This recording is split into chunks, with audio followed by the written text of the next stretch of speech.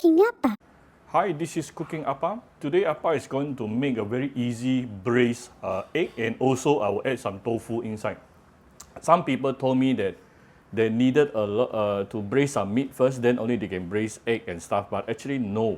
You can make a very simple braised broth and also braise the egg and tofu very easily. So I've gotten my mother-in-law to help me to make some hard-boiled egg, yeah? Then I have some tofu. So how am I going to make a very simple broth? I'm using some fried onion, fried garlic, and also my Cooking Appa chicken stock powder. For those interested, you can get it from Shopee Malaysia or Shopee Singapore, or you can just use your normal chicken stock. Right, so we prepare a pot. I'm going to show you how's the easiest way to prepare the braised broth. I'm going to start by giving it some onion oil. So I even lazy to cut any onion and garlic today. Straight away we have some onion and garlic flavor, yeah, very fast. So once it is heated up, we can put in some hot water. We can adjust the water level shortly, yeah. Probably a bit more water. So I have approximately 1 liter of water here. I'm going to give it some fried onion.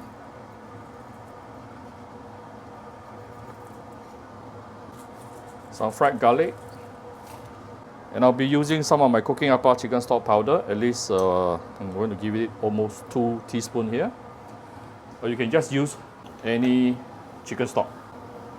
2 rounds of light soya sauce, some dark soya sauce. This is more for the color. Some Shaoxing wine. Of course, for those who don't take alcohol, you can omit the Shaoxing wine. Some fish sauce, yeah, I'm using my premium Vietnamese fish sauce. Some asking me where to get my fish sauce. You can get it from Viet. They import all the way from Phuket Island, yeah.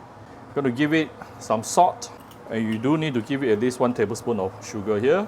For braised broth, you do need sugar, yeah, 1 to 2 tablespoons. You can adjust to taste later. That's how fast you can create a very nice broth. Seriously. Few dashes of white pepper. You can put some black pepper as well. Ooh, already super fragrant. See how simple it is. Next thing, I'm going to put in the tofu, the egg. So I'm going to braise these two first, and after that, I'm going to braise this for probably about half an hour. After which, I'm going to braise some fuzu as well. I have some fried fuzu. Yeah, I will just braise that towards the end because fried fuzu is very fast. For those who has 5 spice powder or 13 spice powder, you can add some to it right now, yeah. Of course, you can also add in some cinnamon stick, star anise, and also bay leaf. Today, I will skip it. Keep things simple today.